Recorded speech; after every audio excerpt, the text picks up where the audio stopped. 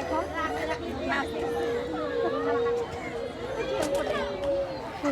না বেলুনটা সকলে দাঁড়িয়ে সম্মান প্রদর্শন করব এবং আমাদের প্রধান অতিথি অনুষ্ঠান স্থল ত্যাগ করার আগে আমরা কেউ আমাদের অনুষ্ঠান স্থল থেকে বের হব না।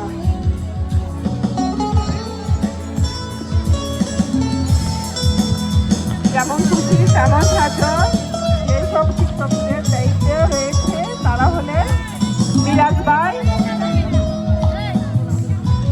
মিরাজ ভাই, দিদার ভাই, তানিয়া আপা, এদিকে দেখাও আয়শা আপা, সুরভি,